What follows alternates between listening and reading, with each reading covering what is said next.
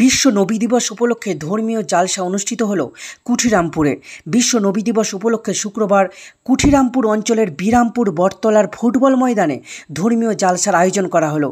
বিরামপুর সহ পার্শ্ববর্তী 7টি গ্রামের ধর্মপ্রাণ মানুষেরা উপস্থিত হন এই জালসায়।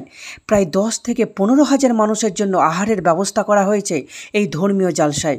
ফিরোজ খান আরেশ খানের নেতৃত্বে থাকা জালসা কমিটি এই বছর দ্বিতীয়তম ধর্মীয় জালসার আয়োজন করেছে।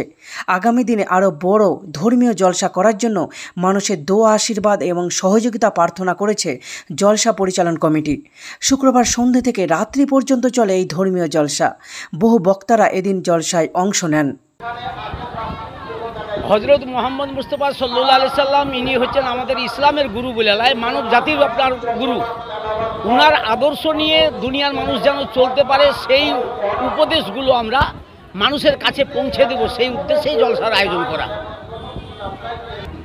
আমরা রামপুর, কুঠিরামপুর, নতুন নওদাপাড়া, গুজিস্তিরামপুর এই এলাকায় যে 7টা গ্রাম, ইনাদের প্রচেষ্টায় আমাদের এই আপনার জাসেনে মিলাদুন নবীটা হচ্ছে এবং আমরা চাইবো যেন আমরা এর পরবর্তীতে যেন আরও একটু বিশাল আকারে করতে পারি, মানুষের কাছে যেন আমরা ভালোভাবে পরিষেবাটা দিতে পারি, এটা আমরা কামনা করব সবারই কাছে।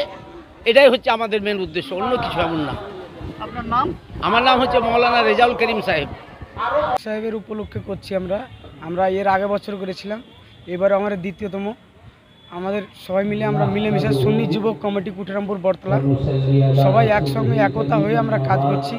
আমরা সবাই যুবক আছি, আশেপাশে আমাদের যত জনগণ আছে সবাই আমাদের সাপোর্ট দেয় এবং সাহায্য করে এবং এখানে আহ্বান জানাচ্ছি আর পরের বছর যেন সবাই আসে এবং দেখে, আরও যেন আমাদের সাহস দেয়। ফিরোজ খান। উদ্যোগে আমি খুব আনন্দিত। আমি এই সংসদেরই প্রতিনিধি, আমাদেরকে মানে সহযোগিতা করতে হবে কিংবা করেছি। ওরা ছেলেপিলার উদ্যোগে খুব আমি আনন্দিত পেয়েছি। আমার বুথ সভাপতি আছে, আরও স্থানীয় লোক আছে, তারাও হাত বাড়িয়ে দিয়েছি। ভবিষ্যতে আরও আমরা যেন হাত বাড়িয়ে দিতে পারি। যে উদ্যোগে ওরা করছে সে উদ্যোগটা যেন আরও বিগত দিনে আরও ওপর দিকে এগিয়ে যায়, তার জন্য আমরা যত রকম সহযোগিতা আমরা বয়স্ক লোকগুলো আমরা করব। মোটামুটি 10,000 লোক, আমরা 10,000 পাতা অলরেডি আমরা রেখেছি। 10টা থেকে রান্না হয়েছে, বেলা 3টে থেকে খাওয়া দাওয়ার আমরা প্রোগ্রাম শুরু করেছি। এখন যতদূর খাবে লোক, আমরা লোক ঘুরে যাবে না এরকম আমাদের ব্যবস্থা করা আছে। তাতে আগামী দিন আমরা যেন আপনার প্রত্যেকের আমরা দোয়া পাই, আশীর্বাদ পাই, আমরা এই জিনিসটাকে আরও উন্নত করতে পারি, সেই বলি আমি কয়েক কথা সংক্ষেপে বক্তব্যটা। আপনার নাম? আমার নাম আরেশ খান, এই সংসদেরই প্রতিনিধি। আমরা যে আমাদের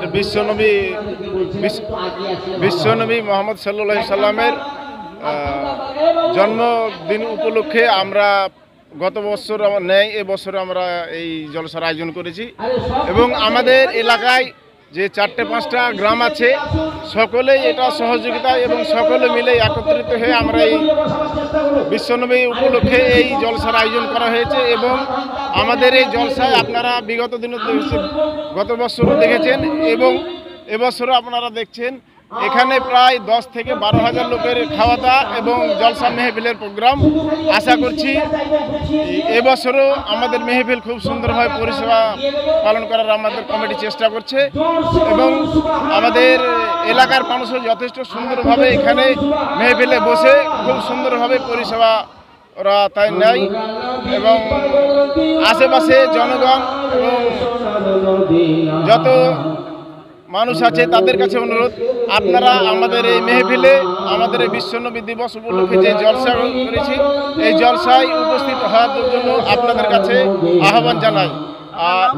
আমার নাম দুলাল শেখ, আর এই মেহফিল সম্পূর্ণ সুস্থভাবে হয় তার জন্য আপনাদের সকলের কাছে দোয়া কামনা করি। এই উদ্যোগ নিলাম যে আমি দেখলাম আমাদের এলাকাতে অনেক ইসলাম নিচে চলে এসেছে, তার জন্য উদ্যোগ নিলাম যে এই জালসাটা যেন আমাদের আরও আগে বাড়ে। জালসাটা আমরা করলাম, গত বছর করেছিলাম, এবছরও করছি। গত বছর অনেক বড় করেছিলাম, লোক অনেক খুশি হয়েছিল, অনেক সহযোগিতা করেছিল। আর খাস করে আমাদের পঞ্চায়েতের মেম্বার সাহেব উনি অত্যন্ত আমাদেরকে সহযোগিতা করেছেন এবং এবারও করছেন। আমরা আশা করছি যেন মেম্বার সাহেব আমাদেরকে সামনে বছর আরও বেশি বেশি করে সহযোগিতা করে যে জালসাটা আমরা সামনে বছর আরও বেশি করে আগিয়ে নিয়ে যেতে পারি। আমার নাম হাফেজ মোহাম্মদ মিজানুর রহমান, এই জালসা পরিচালনা আমি। এখানে খাওয়া দাওয়ার ব্যবস্থা থেকে সিন্নি হিসাবে খিচুড়ির ব্যবস্থা থাকে। এখানে 10 থেকে 12,000 লোক খাওয়া দাওয়া করে আমাদের এখানে। তো এখানে আমাদের এবারের 2024 সালের প্রধান অতিথি হিসাবে আসবেন হজরত আওলাদে রসুল সৈয়দ শাহ সমীরুল চিশতি সাহেব, বসিরহাট, কলকাতা থেকে। দ্বিতীয় বক্তা হিসাবে উপস্থিত হাজির হয়েছেন আজকে আমাদের মেহফিলে মৌলানা আজাদ হোসেন সিমনানি সাহেব, দক্ষিণ দিনাজপুর থেকে। তৃতীয় বক্তা হিসাবে উপস্থিত আছেন মৌলানা জামিলি রেজভি সাহেব, পাটনা থেকে উনি আসবেন, অনেক দূর থেকে আসবেন। তৃতীয় বক্তা হিসাবে উপস্থিত থাকবেন আমাদের এই মেহফিলে, আজকের মেহফিলে সুবর্ণ মির্গির প্রধান শিক্ষক মৌলানা মোহাম্মদ আউয়াল হোসেন রেজভি সাহেব।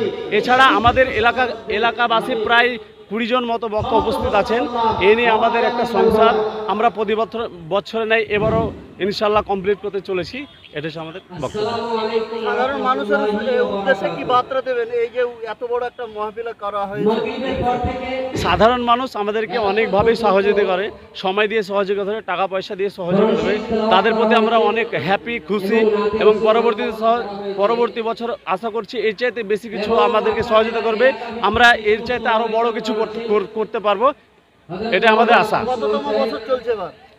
এবার দিয়ে আমাদের দ্বিতীয়তম বর্ষ ঈদে মিলাদুন্নবী, জাসনে ঈদ মিলাদুন্নবী আয়োজিত হয়েছে।